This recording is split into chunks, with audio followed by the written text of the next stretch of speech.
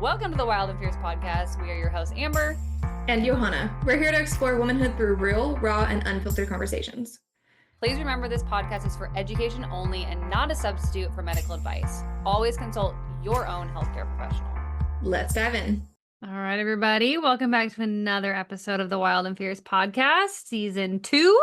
And Johanna and I are honored today to introduce you to Megan. So Megan is a certified lactation counselor and doula. And this is going to be a super exciting episode because we're going to be diving into all things breastfeeding, from nipple confusion to pumping to what pumps to use to what pacifiers to use, common struggles with breastfeeding. Is it oversupply? Is it undersupply? All of these things that can be very overwhelming as a first-time mom or a second-time mom entering into breastfeeding. We're going to touch on formula. So we're going to cover the full spectrum. So Johanna, I'm actually going to kick it to you first to share how you brought Megan into the podcast, and then we'll kick it to Megan to do a short little intro.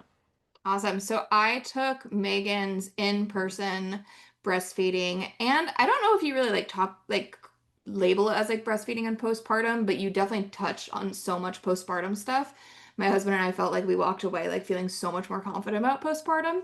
But it was a breastfeeding class that was just amazing. I think it was like 3.5, 4 hours.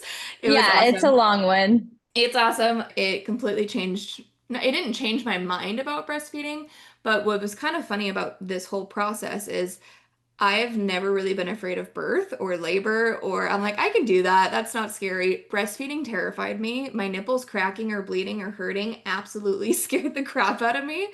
And I feel so much better after your class. And I feel like so many women just deserve that relief, and understanding that like pain can often mean that things aren't actually going very well. It's not just part of the process. And I feel like a lot of our mothers who can be our guiders through breastfeeding, if we don't work with a lactation counselor or have a midwife or OB or someone that's going to help us, we'll just say like, oh, that's part of the process, just kind of tough it out.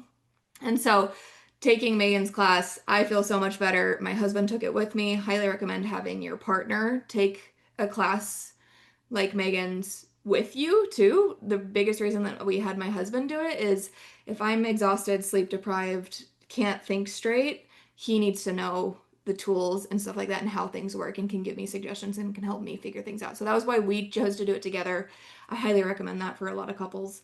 Yes, it's the woman's body, but it's still the couple's baby, right? So anyways, she took away my fears. I am no longer terrified. I actually have breastfeeding dreams now, and it's great, and it's not scary.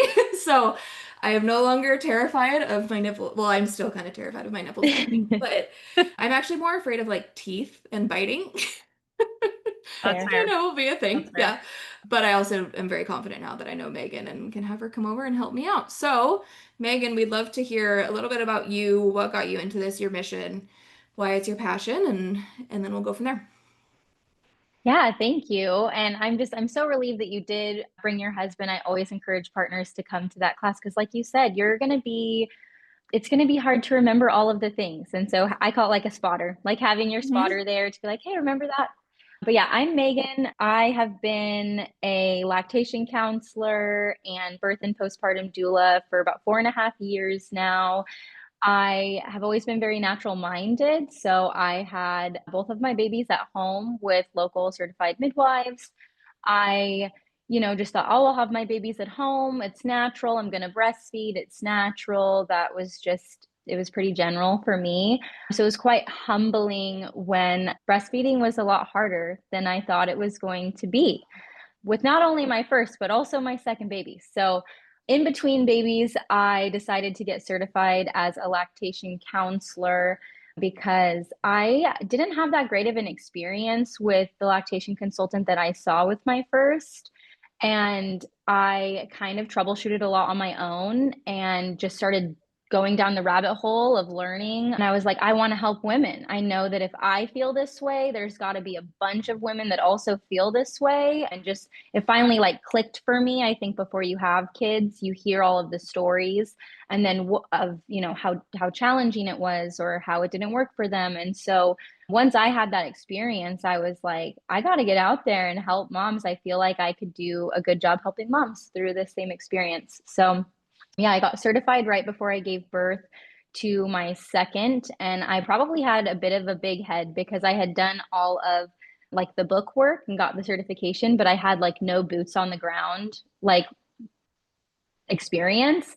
So I went in thinking like I got this in the bag, and it was actually almost harder with my second baby, and I faced some of the more similar challenges. And I told my midwives like I can't be a lactation consultant. I can't help people with breastfeeding. Like I suck at this. Just in that postpartum like just very emotional period, and they sat down and had that talk with me, and they're like, "Listen, lady, you did it last time and you're going to do it this time, and you're going to help a bunch of people. So get over it."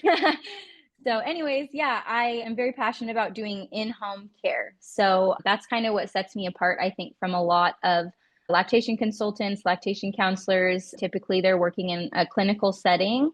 I do only home visits or virtual care. So I like to just sit on your couch with you or in your bed with you and where your baby feels most comfortable. So I would say my niche is kind of more of the whole, like more natural minded or holistic. I work with a lot of home birth families. And even if that results in a transfer, I'm contracted with quite a few local midwives. And so I provide in home visits no matter how the birth goes. But typically they're like minded in kind of looking for that out of hospital experience. But I also work with a lot of hospital families as well. So, yeah. Awesome. Very cool. Okay, well, we're gonna just kind of dive straight in because, like you said, I think breastfeeding seems so simple. I think a And lot of natural. and natural, and a lot of our elders, often because they didn't have a lot of education with breastfeeding, they either suffered through things or they're like, it's really simple. Like, why are you overcomplicating it? And like until you actually learn about everything with breastfeeding and how to set yourself up for success too, I feel like it can feel like it should be so simple. So then it's really frustrating when it's not. So I Yeah. would love for you to talk about the real history of breastfeeding and formula and like how we got here as a culture and like why part of our culture struggles so much with breastfeeding and stuff like that. Absolutely. So I think the biggest like factor that we're dealing with here in like Western society is really that kind of unrealistic expectations surrounding breastfeeding. And like you said, that can come from the older women around us who we're getting information from. Many of our moms and grandmas didn't breastfeed because breastfeeding rates were very, very low. Yes, but it was in the 1970s, breastfeeding rates were actually at their lowest. So basically, the reason why breastfeeding rates were at their lowest in the 70s, which again, when we're thinking about our moms and their moms, like these women were in that time frame when pretty much no one was breastfeeding or there was really poor information surrounding it and poor support because formula was so prevalent and being marketed so heavily because it was very profitable. So as far as the history goes with breastfeeding, obviously, breast milk is optimal for human babies. It is the biological norm. Even with, it sounds kind of crazy, but even to compare it with like animals, like people that are breeding dogs or horses and things like that, a hand reared dog or a hand reared horse, it's not going to grow and develop in the same bone structure or health wise the same way that a breastfed baby or mammal will. So, breast milk is optimal, it's biologically normal, and it was the only way we were feeding babies for thousands of years. So, if there were challenges with breastfeeding babies before formula existed, humans tend to live communally. We don't anymore, or in some cultures, they really still do live multi-generational, but we're very secular now. But before that, it was really like an insurance policy that we were living in like tribes, clans, villages. We were very close knit. And it was an insurance policy because if for some reason a mother wasn't able to feed her baby or she needed help feeding her baby, there was typically another lactating woman around to help feed that baby. So milk is mammal specific. It's not super specific just to the person. And so human milk is human milk. So whether it's you or some other lady, like human milk will grow a baby beautifully. Question. So the areola has receptors that gives feedback to the baby. And does that happen? So like if like let's say I struggled to breastfeed and Amber, if you were lactating, was able to breastfeed my baby, would that communication still happen even though it's not mother-child? It would. That's And amazing. Okay. and as well, especially with frequency. So if it was an Okay. infrequent thing, not quite as much. But if it was frequently that other woman was breastfeeding that baby, that communication would happen. Still happen. That's so And cool. what's really interesting is also in a lot of other cultures, still to this day, and especially historically, women keep lactating on purpose. So Mm. even like in a lot of like Asian cultures, you'll find women in their 50s and 60s, grandmas that are Whoa. lactating because it's helpful to be able to care for their grandchildren. And that might sound crazy or Whoa. gross or weird to us, but that is a very common practice that has been going on for many, many, many, many years and is still happening in a lot of places around the globe. So cool. So do they like pump or how do they keep milk supply they're up? they're helping babysit, and when they're Wild. babysitting, they nurse the babies, Crazy. and so they don't have these abundant supplies, but if they need to Wow. like soothe the baby, like they are still able to express That's so cool. milk because they just never really stopped stimulating their breasts from the time that they Wild. had their own children. So this is the wild part. So I breastfed my son until he was, well, pump slash breastfeed combo Right. until he was what, 16 months or something like that. He's 2.5 now. And like if I try and pump, like I can still get drops of milk out. And it's been a long time. I Yeah. do it continuously, but like it's still there, which is wild. Yeah, Johanna, you'll notice that too. Whenever you like wean for a long time afterwards, I could still get milk out. Like, would it be Yeah. a sustained? Probably not. I'd have to like do it consistently. But yeah, you can still get milk out I months have a over a I year have and a a half later. family friend who's in her 50s, and when she found out I was a lactation counselor, she was like, "I don't really tell anyone this, but like if I squeeze my nipple, I get like a thick substance that comes out, and I've had like I've gone to the doctor and they say everything is fine. It's nothing to be concerned about, but like because she breastfed 25 years ago, her Wow. breasts are still Yeah, like lactating a little bit." it's crazy how long it lasts. It's And insane. it's and again, that's super protective as a species, right? Like Yeah. and relactation, once you've had children, like if you were to adopt, you know, and you could start trying to relactate and it would start to happen a lot faster than if you had never had a baby or never breastfed before. So Wow. cool. That's so cool. Okay, Mhm. sorry to Yeah. interrupt with that, but I was like, I have to know. Yeah, no, that's a great question. So yeah, so basically, you know, historically, if a mom couldn't breastfeed, we had other women that were wet nurses. And unfortunately, there's just as much as there's a dark history to formula and marketing, there's also a dark history with wet nursing as well. So before the existence of formula, if moms needed help or if moms were maybe wealthy and just didn't want to breastfeed, so this was really common in wealthier communities where women were going to events and plays and dinners and things like this. And when, you know, appearance was really, you know, we had corsets and we were really lifting our breasts up high and we wanted them very perky in the wealthier communities. So they would actually usually use like slaves or poor women Mm. to breastfeed. And so even, you know, during like enslavement in the United States, that wasn't that long ago. It was really, really common for like plantation owners and the women on plantations to not breastfeed their babies and actually have their slaves feed their babies.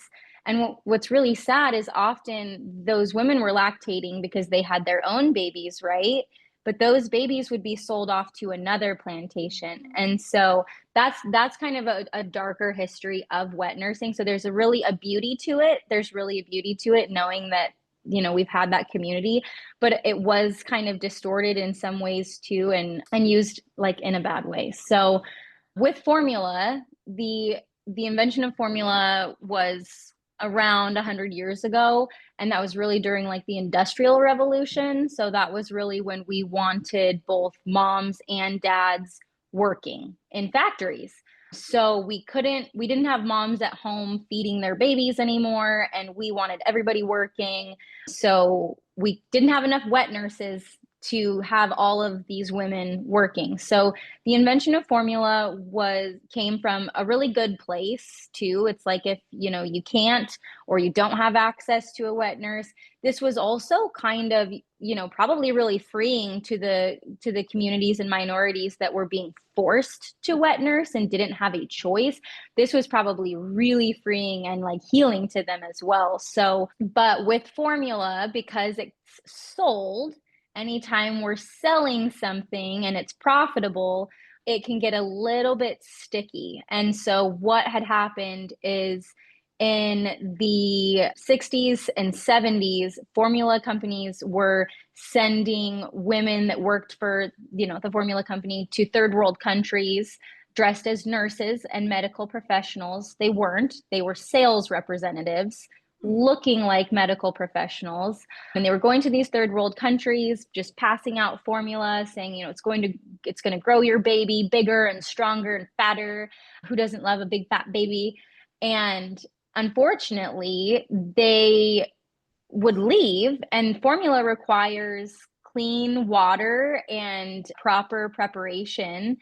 And in a lot of third world countries, there is not access to clean water or ways to properly store and prepare formula. So essentially, these formula representatives were going to these third world countries and drying up all of the lactating women. And so once they realized that babies were getting sick, or they were running out of formula, or they were adding more water to the formula and trying to get it to last longer, by the time they would realize that, they were not lactating anymore. So in the 1980s, the World Health Organization was seeing that infant mortality rate was like higher than ever since we had started recording it, which didn't really make sense because we're getting more advanced. So if we're getting more advanced, why are more babies around the world sick and dying? And it all circled back to the formula companies. And so there was actually an international code that was developed, the International Code of Marketing Breast Milk Substitutes. So it's not a law, it's a code. And so it's highly encouraged that every country follows this code. And basically, just like how other countries, there's regulations on advertising for like pharmaceuticals. So in a lot of other countries, you don't see commercials for pharmaceuticals. Like here, even my son, just like the other day, he saw a weird ad for some medication and he said, "Mom, you can die if you take that." Because at the end, they're like, can cause, death and all of these things. Yeah. And so there's regulations in place for marketing formula because it is protective for babies around the world to be breastfed and to receive breast milk. And so from our Western lens, we kind of think, well, fed is best. It doesn't really matter. It's a free for all. Whatever you want, it's your choice.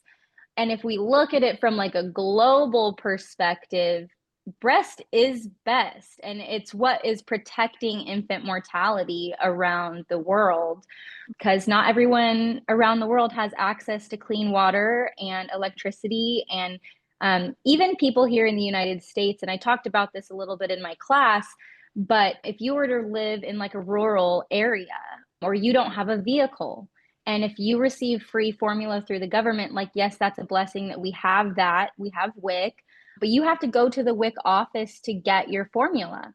So even here in the United States, if you were to live in a rural community and it's quite a drive to get to the WIC office, you might be inclined to not use as much of that powder and kind of use a little more water to stretch that can of formula to get you until you can get to town to get to the WIC office.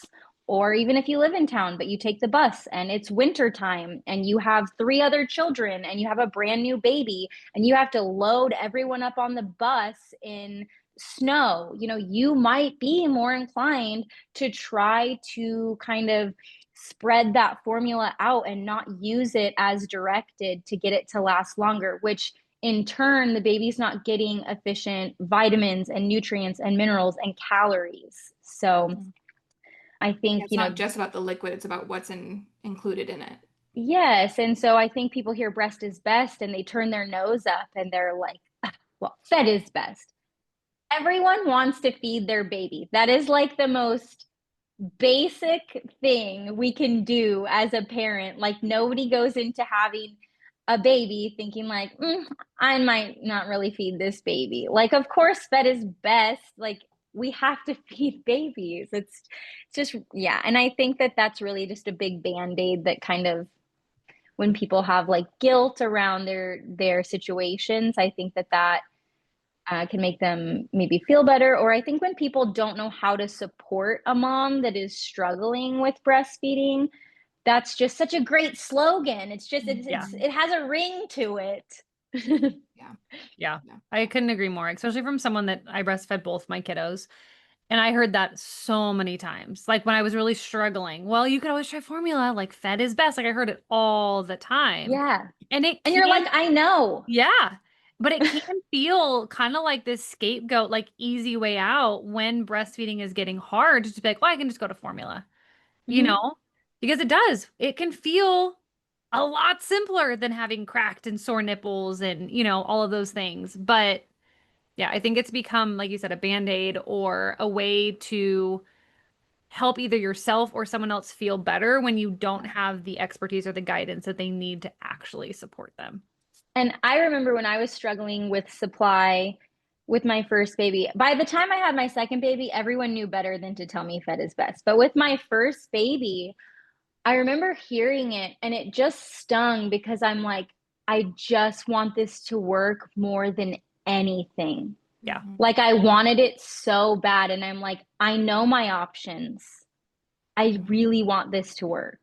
And when I went into having my first baby, Johanna, you are just in such a different mind state. And I just love when I meet first time moms like you, like you're such an ideal client of like who I love to work with, because even myself, like I went into it kind of like, if it works, it works. Like, but once I had my little baby and I was looking at him, it had to work. Yeah. I had this innate desire. And I think so many first time moms are kind of shocked that before they have the baby, they're kind of like, well, we'll see how it goes. We'll go with the flow. And then they have the baby and the primal part of their brain really turns on and they're like, I have to breastfeed this baby. And it feels so urgent. And when people are like, well, fed is best, you're like, oh, I know that. Which, if you think about it from like a evolutionary perspective, of course we naturally have that urge because we've never had another option, right? It's like the 1980s. It's not that long ago. It's not that long ago. And I think that's when prenatals were developed as well, which is also interesting. But yeah, it's like not that long ago. And I think that our society has come from a very modern perspective. And when they're like trying to like call out privilege of fed as best, like they're coming from a very privileged place with that. And so yeah, I think it makes so much sense. Of course you have, it's kind of like we have the baby fever urge when you really want to be pregnant, right? It's like, of course we do, because we're a species and all species are trying to continue on their species. Like that's like our purpose of being alive, So I feel like it makes so much sense. I think support is best. Yeah. Information and support is best. Totally. Yeah. Okay, so this transitions perfectly into our next question, and that's what can people do prenatally to set themselves up for success with the breastfeeding journey? Yeah, I think a lot like prenatal education is really, really important and just it's undervalued. Like I think people really focus on the birth and putting all of their money and time into learning and supporting their birth experience, which that is so important as a doula. Absolutely. I think that is so important. But leaving this huge gap of like, okay, once the baby's out of your body, you got to feed it and you got to feed it all day long for like at least a year, like And immediately. immediately. Immediately Yeah. after birth. It's not like, oh, you get, a week-long period to kind of transition. It's like, no, you need to know how to do this immediately. Right, right. And it is time sensitive. Yeah. And also depending on what part of the country you live in, what your hospital is like, support and information and education really varies. And so you don't really know. And if you happen to have your baby on a weekend, there might not even be a lactation consultant at the hospital on shift that day. Like I've met people right here in Washington, where we have pretty baby friendly hospitals, but they won't even touch base with a lactation consultant because they happen to have a baby on the weekend. Yep. And so we can't just rely on the hospital or our midwives, being able to help us with breastfeeding and educating us. There's a lot to it. And after you have a baby, it's just not the time to be learning all of these things. So I think prenatal education is really, really important. Kind of seeing what your resources are in the area, like, okay, I'm going to get this information myself, but if I need hands-on support or if I need like a sounding board, who am I going to call? Who am I going to email? What clinic am I going to go to? Who am I going to hire for a home visit? Like, there are resources in your community. So figuring out what those are and not just relying on the one 24-hour check-in, because at 24 hours, not a lot is really even happening with milk yet. Often it's once you get home that like shit kind of hits the fan. So, Yeah. so I think, yeah, prenatal education, figuring out who your resources are in your community, what your insurance covers, maybe even like budgeting or putting it on your baby registry, like a fund. If you want to hire someone like myself, I am private pay, I'm out of network, I don't accept insurance. So really planning, just like you have your birth plan, and this is how I work with, my family, my doula families. Even as a postpartum doula, I help them create a birth plan, a postpartum plan. I think more doulas should really be focusing on creating a postpartum plan, even if they're not planning on being a postpartum doula, but just like planting that seed of like, okay, like what is your plan? Who are your resources? Even if you don't use them, so that way you know who to reach out to. And also with Can I work. add something about the insurance thing really quick? Yeah. So I was actually able to get my midwife to write a letter of medical necessity that I submitted. So FSA reimbursed me for your class. And I think Yeah. you can do it. HSA, I think's a little bit easier to use, but Mm-hmm. FSA, just have your OB or your midwife basically say like, yes, Johanna needs, or yes, this mom needs. I had her do lactation classes and visits. So then FSA is basically like they can't deny it because my provider has said this is medical necessity. You might even be able to do that with some insurances as well and get reimbursed for it. It'll be out of network and out of pocket, but it is an Mm-hmm. option just for ladies listening of like you can, it's not like it just has to be like purely out of your checking account cash pay. Yeah, no, I love that you brought that up because I have many, many clients that will submit to their HSA or their insurance, and a lot of insurance, even if it's not a full reimbursement, Mhm. have some capacity to reimburse you for it. And that also just comes back to like self-advocating, Mhm. and researching and doing the planning before you have the baby. So that way, there are a lot more providers popping up like myself that are out of network. And I think that it kind of spooks people and they're like, well, why doesn't this person accept insurance? I refer to a lot of chiropractors and body workers and midwives in our area who are also out of network. But I also learned this kind of the hard way. I went through a midwifery practice with my first I was on Medicaid when I had my first baby. And it was really important to me that I found a midwife practice that accepted Medicaid. And so I did get to have my home birth, but the care I received under like Medicaid and having my home birth that way, I opted to save money. I saved my tax return. I really budgeted to be able to pay out of pocket for a different, smaller practice of midwifery care just because I knew what I wanted to be different the second time. And I do feel like there is such a big difference in the care. When people are accepting insurance, they tend to be very high volume. Mm-hmm. Yeah, I couldn't agree more. Okay, I want to go in the direction of, and you kind of touched on it already. Can you basically walk us through baby's born, you're planning on breastfeeding? What do we do? Like, when does our milk come in? Skin to skin, latching. Can you like paint the picture of what that should look like in an ideal Yeah. world for like a So mom, first about time mom or second time mom, whatever it looks like?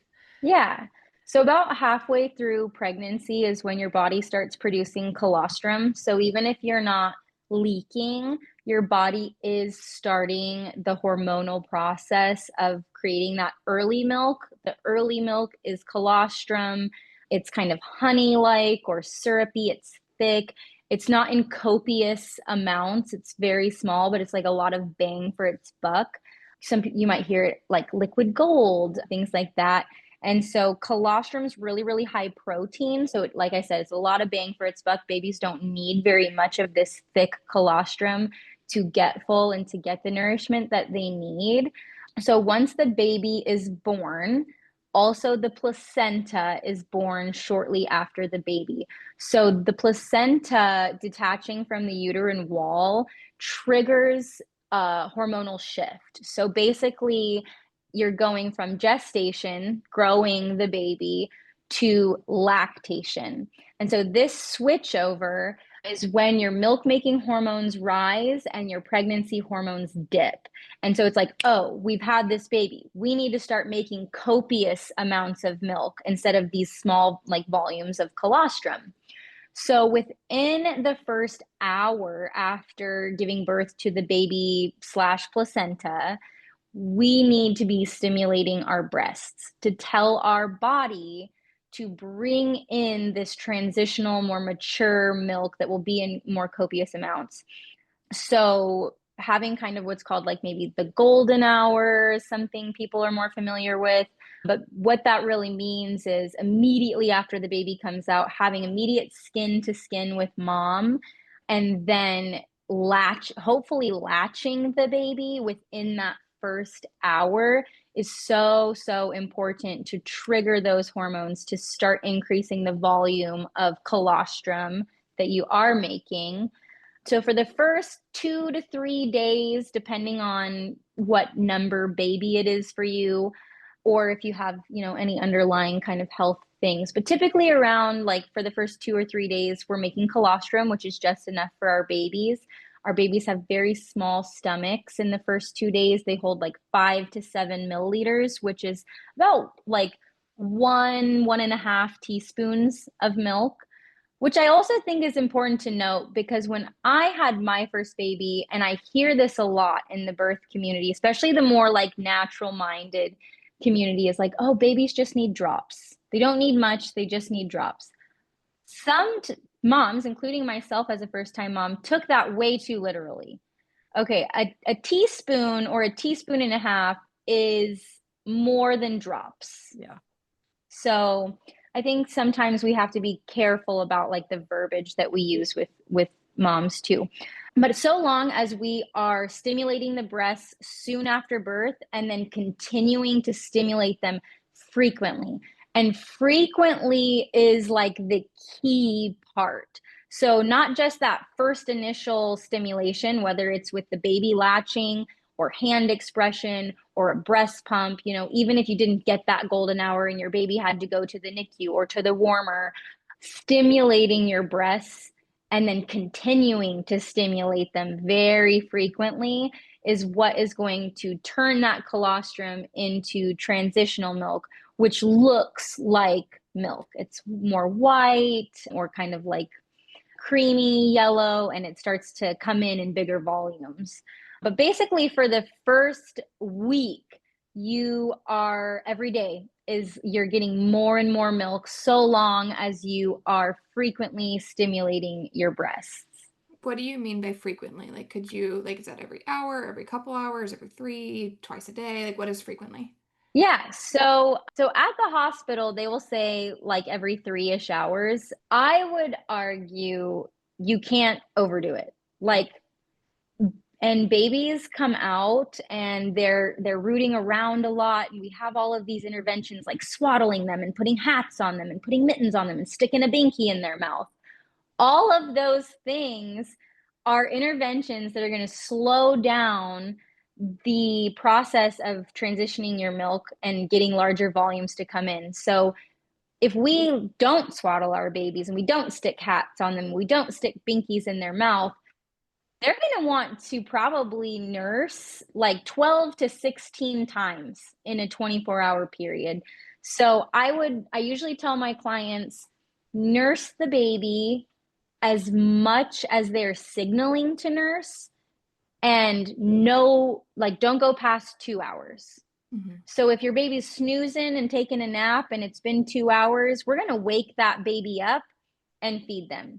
But if they want to nurse more than that, we're going to listen to them and we are going to go for it. I think that part's key. Hold on, I have one thought. Because as a first, I remember with Emmy, my oldest, as a first-time mom, I'd always get comments of, you're going to spoil her. She shouldn't be hungry already. You shouldn't be feeding her yet. From like well-intentioned people, but it would get in my head because the hospital really does drill into you like every 3 hours, every 3 hours, every 3 hours. And Emmy was 100% like a comfort nurser. So she wanted to nurse a lot. And my supply was a lot better with her than it was with my son. But I think it was hard for me at times, which is why it's so helpful for me to hear from your perspective of like, some babies will want to nurse more. Bo was a binky kid. He loved his binky. Emmy was not. So like she got comfort from nursing. And so my supply, I think, did get a lot better with her because I would just honor when she wanted to feed more. Yeah. I didn't have a toddler I was chasing around, like I did with Bo. So it's a little bit different. But going outside of the 3 hour mark and just listening to your baby's cues, this comes back to like the sleep training one we did recently. Like listening to your baby's cues is so much more important than the societal expectation of what you should or shouldn't do. Yeah. Yeah. It's going to be so dependent per baby. I think that we really underestimate how intelligent babies are. And that whole idea of like every 3 hours, that's in line with bottle feeding. And because we have mostly been bottle feeding for like 100 years, that is just so locked in and ingrained. Even with midwives, I hear it. It's just so ingrained every 3 hours, every 3 hours. That is for a baby that's probably older, to be honest, because it's like babies are so smart. And so when they are comforting themselves, what they're doing is they're setting up your supply. They like biologically, that's a smart baby, a cluster feeding baby, a clingy baby, a snacky baby. That is a smart baby. They know what they're doing. But again, we have all this outside noise. You're going to spoil them, use a binky. You're not a binky. When I think we forget, binkies are an invention. A pacifier was created to mimic a breast. So before we had that invention, what would we do to soothe the baby? We would nurse them, which in turn is really beneficial for our milk supply. Yeah, 100%. Do you have a thought? I feel like after our sleep podcast and the now breastfeeding podcast, I really just want everyone to stop using the words of "you're gonna spoil your baby." Like they're an effing baby. Yes. You got muted, Megan. So I had a quick question because the first one, from what I've heard, the first night that you've had, like after you have baby, they often can sleep or will sleep for a longer stretch, and mom will as well. Do you recommend just following that, or do you recommend like trying to feed baby every 2 hours in that situation? Do you know what I'm talking about? Yeah, no, I totally know what you're talking about. There's a lot of and there's definitely truth to it. Like they call it like the birthday nap. Yeah. So after you have the baby, you and the baby are very tired. The baby is born full. They have reserves. Absolutely. You're going to be tired. The baby's going to be tired. And it is normal for them to not be very cluster feedy and to be pretty sleepy. I don't recommend doing too long of a sleep stretch. So I would say still like 2 to 3 hours, like setting an alarm to wake up and wake your baby up, just to set yourself up to get that milk in. Because as much as that rest is important, waking up on day 2 when your baby has realized, oh, I've been born and I'm really, really hungry and I'm frazzled and I'm frustrated. And then they're like kind of frantically trying to find the breast, and maybe they're crying and you're trying to figure this out because you took too long of a sleep stretch. Or vice versa, they're even more sleepy because they're kind of low energy because they haven't had many calories because they slept for 6, 7 hours or something. Yeah, mom might feel really rested, but then I feel like you're playing catch up. Yeah. And I visit with so many postpartum families that I really just like to set people up to try to get that milk in and keep that baby fed so that you're not playing catch up and you're not dealing with a baby that is maybe low calorie and low energy, because it makes it more challenging. For sure. Okay, cool. Can you touch on, so my sister-in-law had twins. Babies went to the NICU. And I'm sure there's other people listening that have also had like NICU experiences. Can you talk about in that particular instance, if this mom is wanting to breastfeed, but it's like not, what is it? How do they set themselves up for success in that regard with the NICU? What are your recommendations? Yeah, you want to be using like a hospital grade pump, or typically if you have a baby in the NICU, they will just bring you a hospital grade pump. It depends on how many they have access to and kind of what's going on in the hospital that day. So I always recommend that my clients bring their own double electric breast pump with them to the hospital, just in case they don't have enough pumps to go around. You don't want to slip through the cracks. Again, you need to be able to like self-advocate and protect that. But either way, if your baby is in the NICU, you need to be stimulating your breasts with a double electric breast pump every like 3 hours, 2 to 3 hours. It can be really complicated in the NICU because they really kind of create everything into like a math equation, and they're very regimented. And it can be challenging to get out of the NICU and kind of switch that thinking over, because they don't follow baby's cues in the NICU.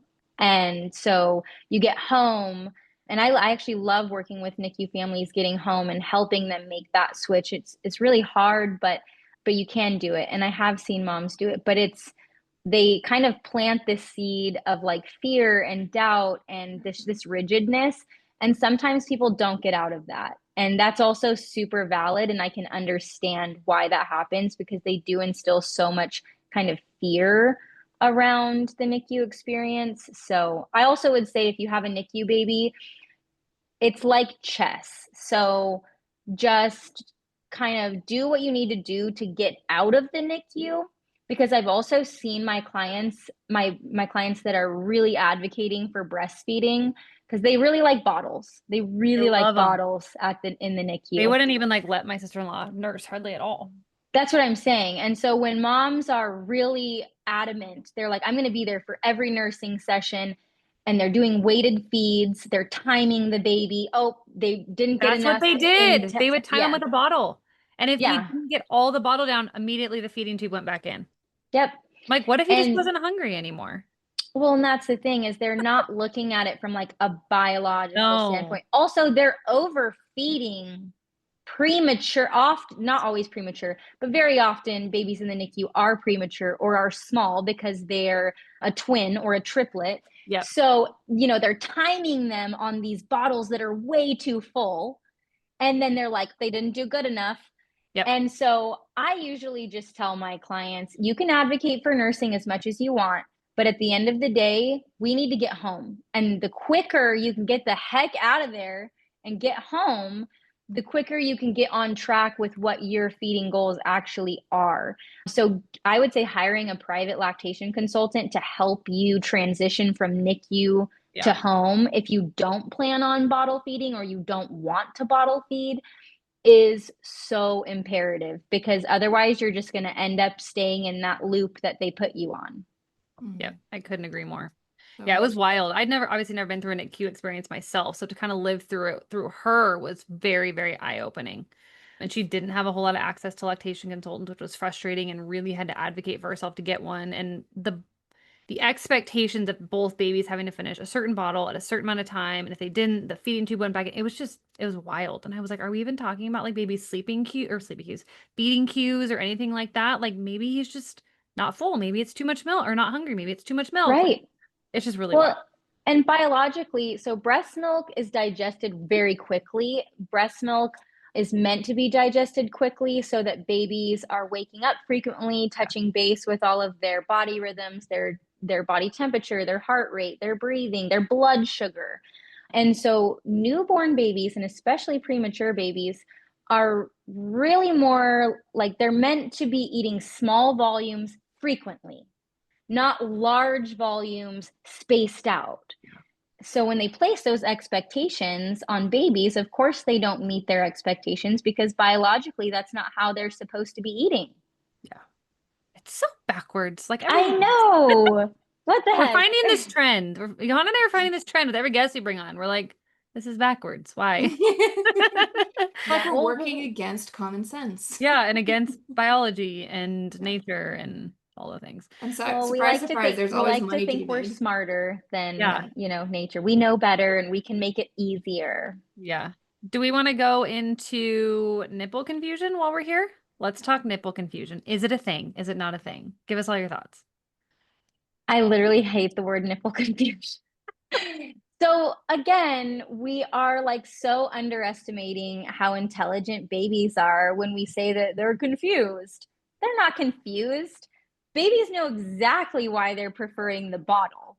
And that's what I call it. I call it a bottle preference. It's not nipple confusion. They are preferring the bottle for a few different reasons because it is easier to latch onto. It only takes, I think it's like 16 like cranial and like jaw muscles to latch to a bottle, where it's like 60 something muscles to latch to a breast and to nurse and pull milk out from the breast. So not only is it easier to latch to the bottle, the milk comes out faster. And if we're not practicing like paced feeding, which a lot of people, unless you've been in the NICU, which hopefully you haven't, but if you weren't in the NICU, no one's going to teach you about paced bottle feeding. So what happens is you have a little baby, and as soon as you stick the bottle in their mouth, their first drink gives them a big, satisfying gulp of milk. When babies latch to the breast, they have to suckle quickly to stimulate oxytocin to the mom's brain, which oxytocin then causes the milk to let down and flow. So that process takes anywhere from like 15 to like 40, 50 seconds, which doesn't seem like that long. But when we're like, okay, 1 Mississippi, 2 Mississippi, 3 Mississippi, that actually is a long time for a baby to suck on a pretty much just dry nipple. So what they're doing when they're having nipple confusion is they're like, my very first suck from the bottle is instant gratification, where I have to work and be patient. Patience sucks. No one wants to be patient. They want it now. And so that's essentially what nipple confusion is. It's babies are just preferring the bottle because it's easier and it's instant gratification, where the breast it takes a bit more work and they do need to be more patient. Okay, so when would you introduce a bottle? If you did. So yeah, it kind of depends like on the situation, whether sometimes I introduce bottles earlier with clients for like mental health reasons, but usually what I will say is if a baby needs to be fed off of the breast for whatever reason, whether it's a medical reason like, weight gain and calories, or if it's just kind of like a mental health reason for a cushion for mom to kind of figure out this whole postpartum thing, and cluster feeding babies can be very overwhelming, or if they need nipple rest because they do have bleeding or cracked nipples. I would say for the first 2 weeks, if you can like syringe feed your baby or finger feed, which is when you let the baby suck on a finger and you use a syringe filled with your milk to feed that way. Again, their stomachs are really small, so you are able to get milk into them using a syringe and finger feeding. It's a slow process. It's still skin to skin, so they're sucking on skin. They're having to work to get that milk. It's coming out slowly. So if we can at least get by for the first 2 weeks without doing a bottle, hopefully just nursing, but if we need to feed off the breast, using something like finger feeding with a syringe is going to be really, really protective to just build that bond with the baby. Because as they get older, it's less about just like pure survival instinct, and they start to get that bond and they start to realize like, oh, I love nursing with my mom.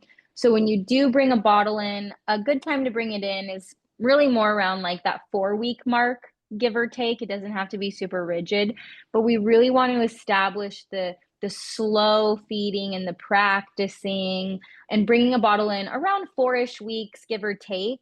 And then also practicing that paced feeding. So I always tell my clients, make sure you're teasing the baby with the bottle. So you're letting them suck on the nipple without having the milk flowing yet. So you're letting them latch. They're not going to swallow air. They're going to start sucking on that nipple. You're going to just tease them for maybe like 15-ish seconds. That's smart. Just like they would do at the breast, because we want to mimic that to prevent nipple confusion or bottle preference. So we're teasing them with the bottle for a few seconds, and then we're letting the milk flow. So that little tiny trick is a great way to avoid bottle preference. Nobody ever taught me that. My goodness. That was gold right there. Wow. Okay.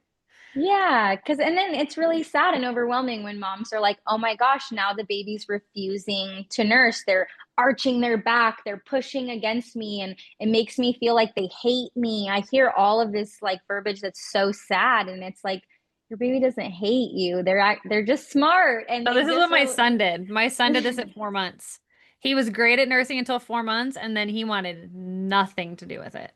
He wanted the bottle hands down. So I pumped forever, which I was blessed I was able to do that. But I remember that day when all of a sudden he did not want to nurse. And I was like, what is happening?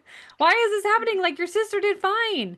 And it totally makes sense. Like the bottle was quicker and he could get milk so much easier. So it makes total sense. But I had never heard of the teasing him with the bottle. Yeah, we want to tease them. And then another thing with paced feeding is instead of holding the bottle up the whole time and just letting them chug, even if they're wanting to chug it, we are going to just pause, burp them, kind of go back to feeding, and then also keeping the bottle a little more horizontal opposed to vertical. Yeah. The more vertical the bottle is, they don't work very hard at all to get the milk out just because of gravity. Where if we hold it more horizontal, that makes the baby have to like pull it out more. So, which also from like a myofunctional therapy standpoint, that's way healthier for tongue and muscle and all of that development too. Yeah, airway development, all of that. All of it. Mm-hmm. Okay, I do want to touch. Go ahead. I was gonna ask, can you talk a little bit about the 4 month, like that time period? Because I've heard that a lot for like that's when babies, like their breastfeeding relationship can struggle. Yeah. So what can happen is about that 4 month mark is when our milk making hormones, our prolactin has really regulated. So whatever kind of supply we've been working with for that first 4 months, it kind of just hovers because we don't keep increasing volume of milk after that, because breastfed babies only need about 4 to like 5-ish ounces per feeding all the way until they're a year old, from when they're about 4 weeks old. So because our supply regulates and very often we're not as engorged, our letdowns are not coming out as strong, it's up to our baby to have that really good oral function to pull that milk out. So when our supply regulates, it's up to the baby to really work to pull that milk out. And if they're getting a lot of bottles and they're maybe not getting the best technique with how they're being fed, they can quickly veer off. And in addition, the mom starts thinking, oh, I have low supply, because all of a sudden I'm not full, I'm not leaking anymore. Maybe the baby was getting full from just one breast per feeding, where suddenly at 4 months, they're wanting both breasts, or maybe even a third breast, which is called switch feeding.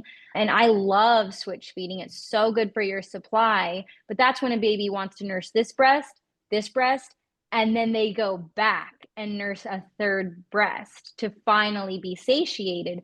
And that makes moms feel like they don't have enough milk to satisfy their baby, which then makes them do more bottle feeding because they feel like the baby eats faster and gets more content and sleepier faster with the bottle.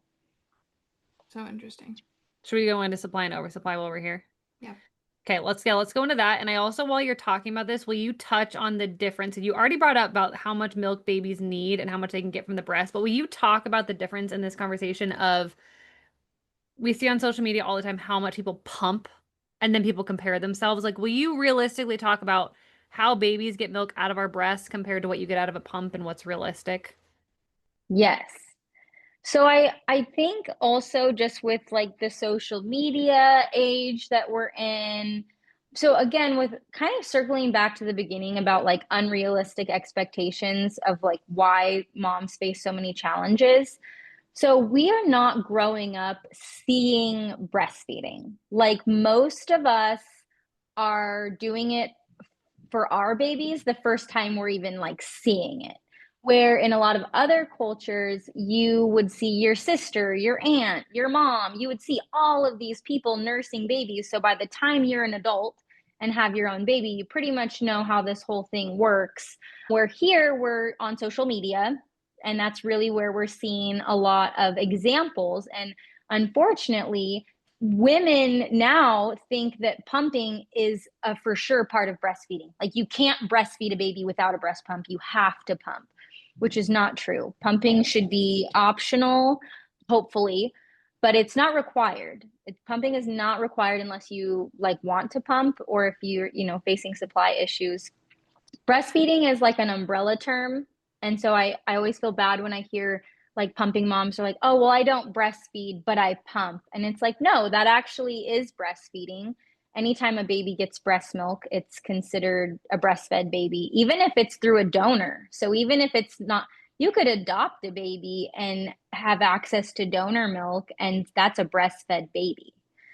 But so with the expectations like on social media, so what I see a lot of moms doing is they are nursing the baby right out of the gate. They're trying to get nursing going, but then they're pumping every 2 to 3 hours after nursing the baby without a medical indication to do that. So that's called triple feeding.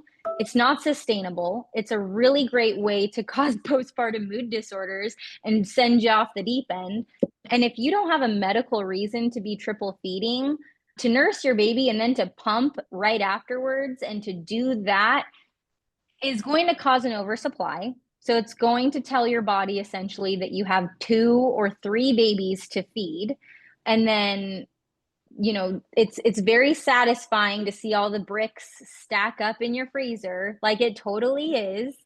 But it's just, there's so much misinformation around what a normal supply is and what an oversupply is. And oversupply is not the goal. There's a lot of like negative things that come with an oversupply, like clogged ducts, infection, which is called mastitis, leaking all over yourself, being woken up by your breasts when your baby is still sleeping soundly. So even though you could still be sleeping, your breasts are waking you up because they're so engorged and painful. Even though you have a nursing baby, you're still having to tug around a pump with you because your baby can't take that pressure off or take the edge off. Like being an oversupplier is not the goal. It's not the gold standard. It's really not. And social media is really making people think that having an oversupply is like the norm, when in reality, a lot of moms are just enoughers, which means that they'll produce just enough milk with maybe a little bit extra, but having just enough to have your baby meeting milestones, hitting good diaper counts, they're staying on their growth curve. To nurse your baby exclusively all day. So if you are following your baby's cues and you're nursing them on demand, if you were to sit down and pump randomly in between nursing your baby on demand, it's normal to get anywhere from half an ounce, both breasts combined, half an ounce to 4 ounces. So it's pretty broad, but even if you were to sit down and get half an ounce between both breasts, and your baby's having good diaper output, they're hitting their milestones, their weight checks are going good, that's normal. That is a normal supply. And I know it's like when you see on social media someone sits down and pumps like 8 ounces, you're like, half an ounce, I must have an undersupply. It's like, no, girl, you have a normal supply. That person is an oversupplier. And it also, I don't think enough people talk about like breast milk storage capacity. And so when we put like these really like blanket statements on moms, like pump every 3 hours or just nurse every 3 hours, that's super generic because not everyone has the same breast milk storage capacity. And so for moms that have a large breast milk storage capacity, they are able to go like bigger increments in between like nursing or pumping, and it shouldn't affect their supply. Whereas moms with a smaller storage capacity, like myself, I need to nurse my babies or pump more frequently to be able to maintain a supply. And so that's different in everyone's body. And that's why it's also so important to follow your baby, because your baby is in line with whatever your storage capacity is. Okay, so what is true undersupply? If someone's trying to decide, do I have an undersupply or not, how do they know? Yeah, undersupply is not going to really, you're not going to know by pumping. Like a pump is not a good indicator to figure out if you have undersupply. Really, an undersupply is if your baby is falling off of their growth curve, they're not hitting milestones, dry skin, soft skull, not forming together. So you're really looking at your baby. Your baby is going to tell you if you have low supply. Babies are much more efficient at pulling milk from the breast than a pump is. Even the best pump, the most expensive pump, is not going to compare to a baby. Pumps are just suction. Babies don't just suck milk out of the breast. Babies actually do a mixture of sucking and massaging. So their tongues and jaws wave on that lower areola, and they actually massage and suck milk out, where a pump can't mimic that massage that's happening. So even if you sat down and pumped and you're like, oh, I only got half an ounce, like I don't have much milk, you can latch your baby. Even if no more milk is coming out in the pump and you think they're empty, they are never truly empty, and you can always latch the baby after you think you've emptied yourself with a pump, and they will most likely be able to hunker in and get milk out. They might tug a little bit and grunt a little bit because they're working pretty hard, but there is milk in there that the baby can get out that the pump can't. I think that part is so key because I know I said it when I was the first time mom. Probably I honestly probably said it with Bo too. And I hear it from women all the time when they'll pump and be like, gosh, my supply has gone so down. Because they're Mhm. relying on the pump to let them know what their supply is at. Totally. And a lot of moms don't know they need a proper flange size, which is Yes. often not the size that comes with their pump. They need a good pump. A lot of moms are getting pumps off of Amazon, or they're getting hand-me-down pumps, or they're getting, kind of cheap, lower grade pumps. A lot of moms don't know you're supposed to be replacing your ductile valves and your membranes, and these things affect the suction. So there's a lot of things that also just play a part, and it could just be like you don't have a good pump, or you're not replacing your parts, or you're not using the right size. Yeah. And what's really hard is a lot of moms end up getting a scare that their baby's not gaining enough weight. And so they veer off into the exclusive pumping realm. Almost no mom decides to be an exclusive pumper. Most moms feel cornered into exclusive pumping, like they didn't really have a choice in it, but that was just what they needed to do to get the milk into the baby. And then the baby stops latching, which we know that's best for stimulating your supply. And so then it's really hard to keep up your supply when you're only using a pump and the baby's not latching at all anymore. And I have a lot of people reach out to me in this exact situation. And it comes to a point where, and the reason I like being like identifying as a lactation counselor is because so much of it is counseling people like to their unique situation, because people like to make things very black and white. They're like, well, my baby's not gaining enough weight, so I'm just pumping all the time and I stopped latching and I'm just trying to pump and get milk into this baby. That's fine for a while, but sometimes we have to look at like the picture holistically, like the whole picture, which I think a lot of people forget like what holistic actually means. It doesn't just mean, natural, but look at the big picture. And I'll ask moms like, okay, what is most important to you? Is it the breast milk itself?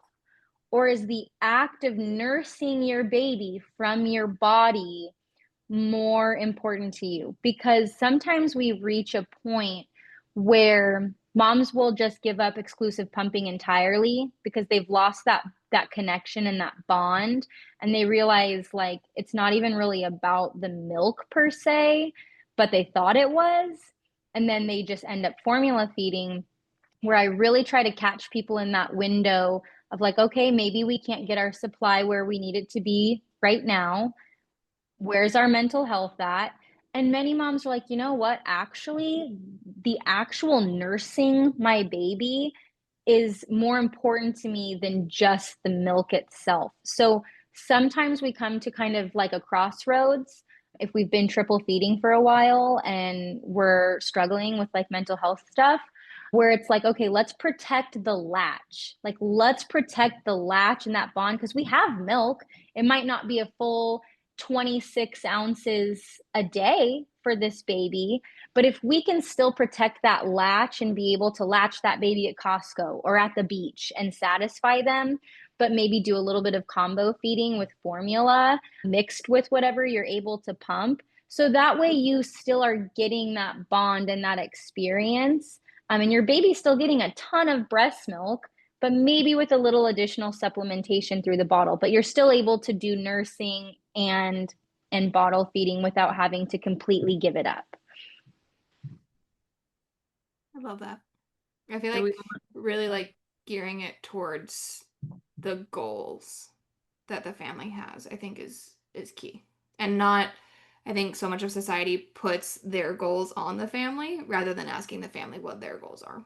Yeah, sometimes I meet families and they're like, I don't actually care that much about latching the baby. Like, I honestly am totally fine with bottle feeding. And it's like, cool, like let's make sure we have a really good pumping plan and like all of this stuff. But I think that, yeah, it's a little too simplified where people just think, oh, I'm having weight gain struggles, I'm just going to pump like a maniac, I'm going to give up latching because I have no way of knowing how much they're getting, that kind of thing. If you're doing everything right but still feel exhausted by 3 p.m., can't lose those stubborn 10 pounds, and your periods feel like a monthly battle, this isn't your fault. Here's what's really happening.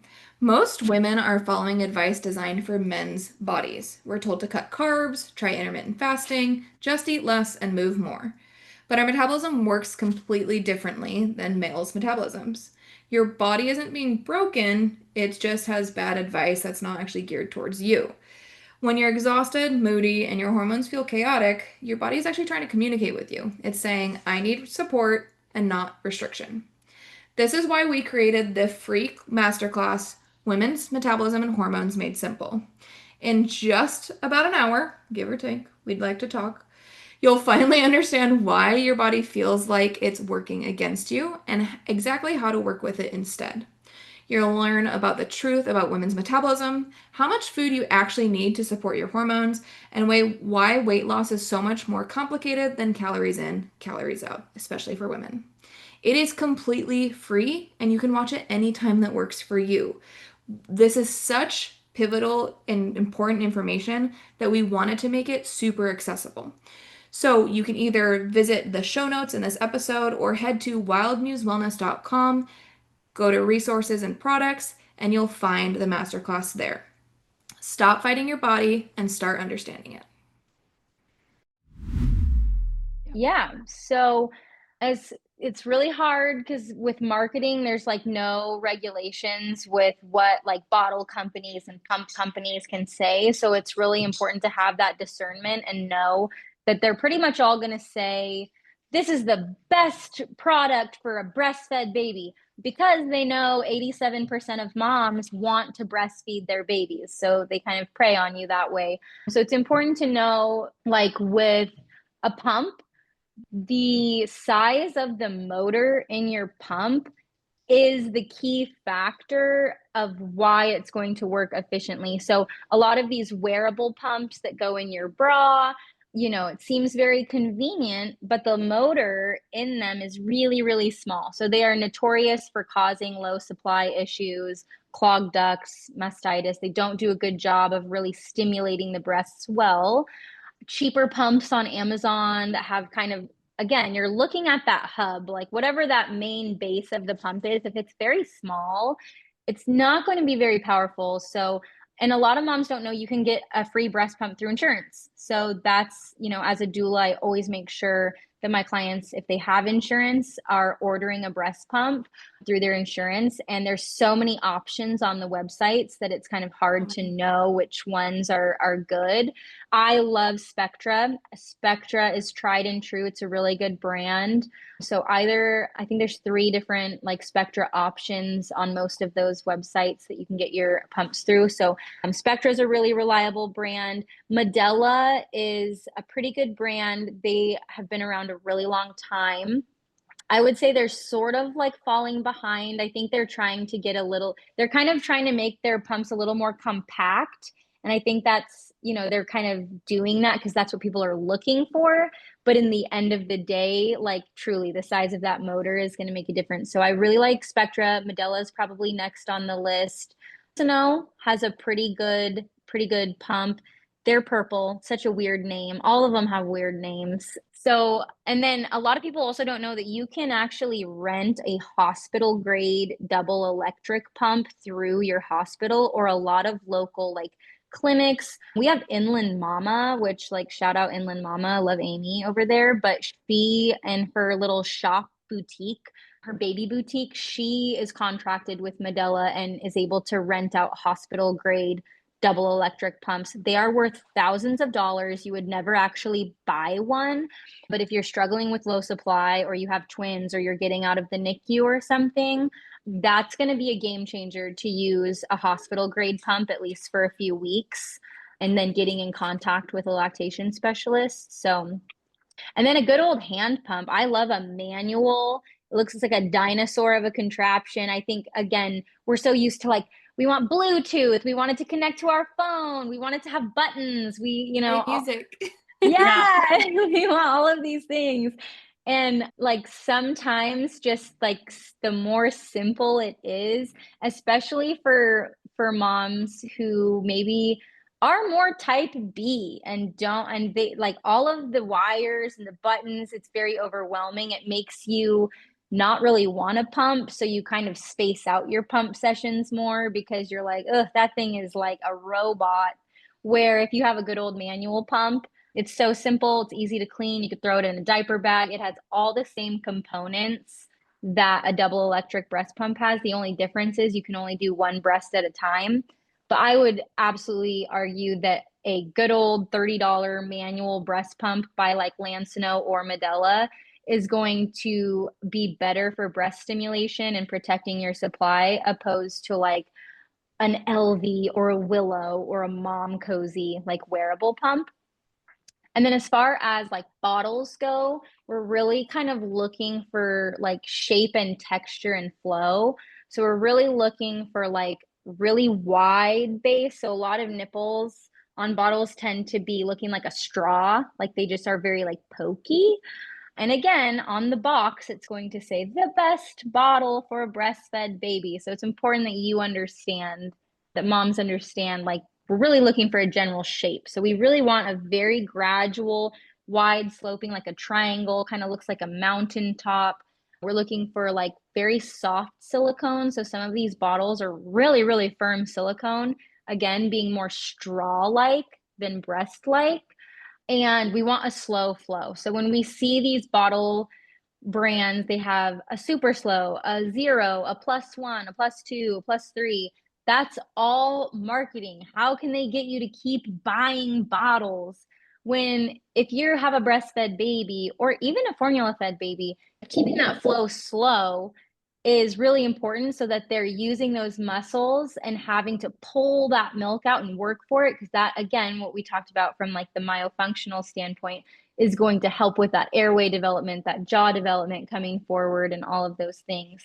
So some brands that are in line with all of those things are like Lansino, the purple brand. I always kind of go by color because a lot of people are like, oh yeah, I know that one, or I got it in my from my baby shower. So Lansino has really, really good bottles for breastfed babies. Even Flow Balance has really good bottles for breastfed babies as well.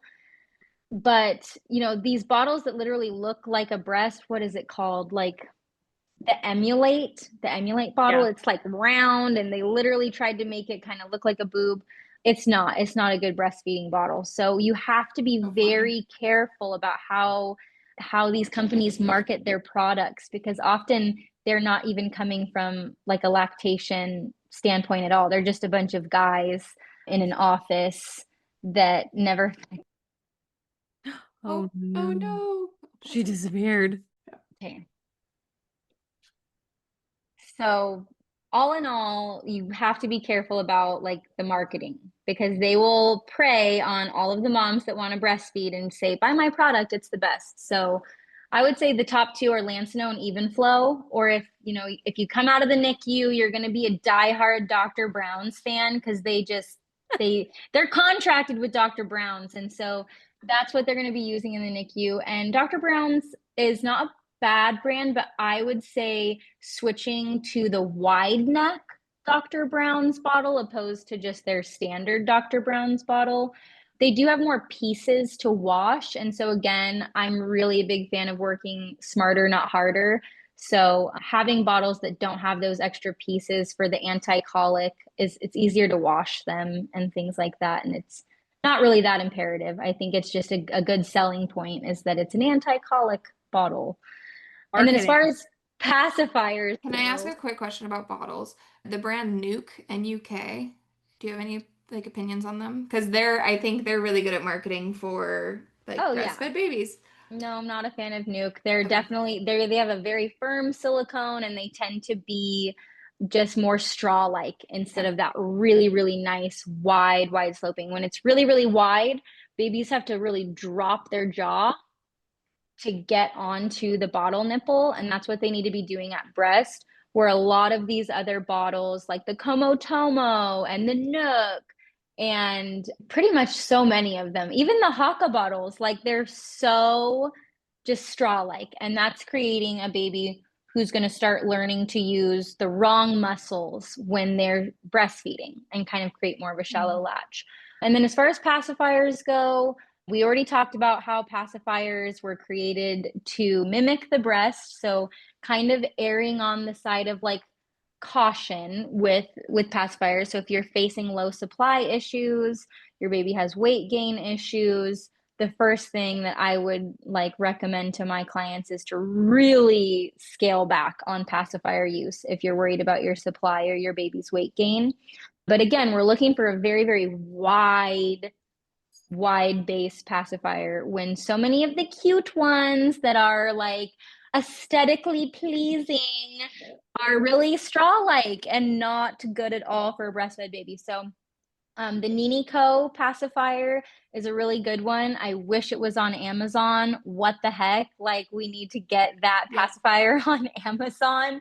So you can get it off of their website, but we all love Amazon. And then I really like the Dr. Brown. So I do like the Dr. Brown's pacifiers. They're very, very gradually sloping, kind of a triangle shape.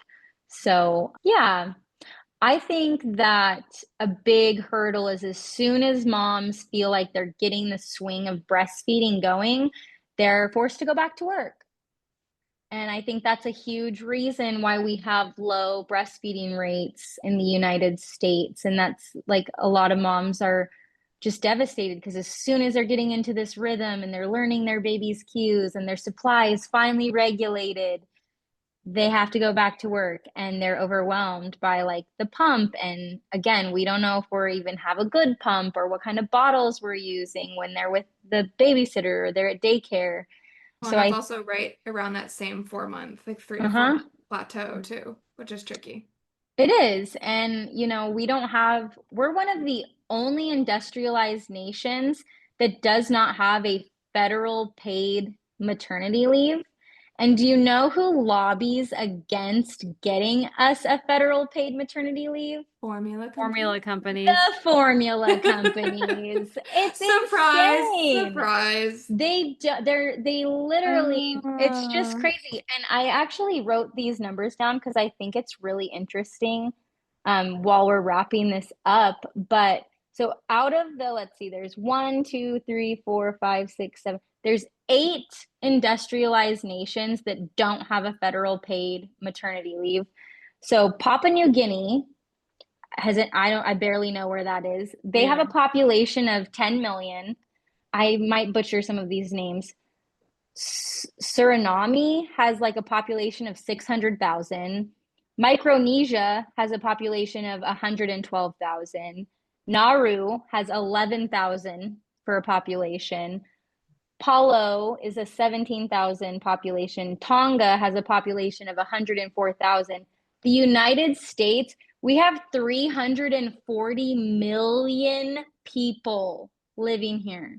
So Europe, Australia, like South America, all of these other nations, first world countries, have a federal paid maternity leave, which allows moms and dads to be paid while they are home breastfeeding their baby, because we know breast is best.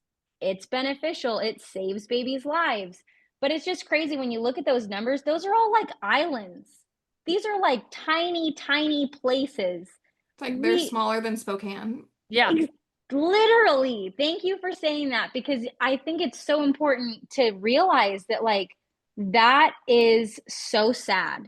And I still, and in Washington in 2020, we have a state now. In 2020, we have paid maternity leave through the state, but like we're light years behind all of these other industrialized nations. And then we have these big, rich formula companies lobbying against women and families being able to get like a paid federal leave. So I Yeah. also think moms and dads just have to cut themselves some slack, that like we are up against a lot of really big companies that are wanting you to fail.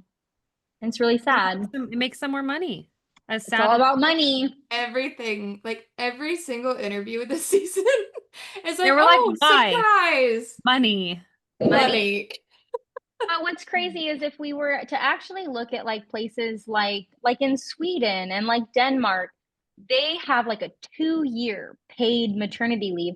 And what they've realized is when you pour into the community and you nurture families, and moms are thriving and dads are thriving and bills are paid and food is in the fridge, and we're not stressed about surviving day to day, when parents return to the workforce, they're fulfilled, they're good employees, they stay with their company, and they pour back into the community. So, it's a big circle, but we just don't see the value in it like so many other places do. Yeah.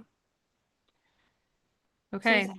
The only thing we didn't hit was the best way to actually keep milk supply up. So rapid fire that one, Oh, and then we'll wrap it up. frequent and efficient milk removal. Like, it's not the There you go. cookies, it's not the supplements, it's not chugging 10 gallons of water per day. Eat when you're hungry, drink when you're thirsty, but at the end of the day, your baby needs to have good oral function, a good latch, and you need to be responding to them frequently, or you need to be making sure you're on your pumping game and you're not putting it off. So the more frequently you're moving milk, the better your supply is going to be. And as an example, like if you are looking at like 1 30-minute pump session versus 2 15-minute pump sessions, it's both 30 minutes, right?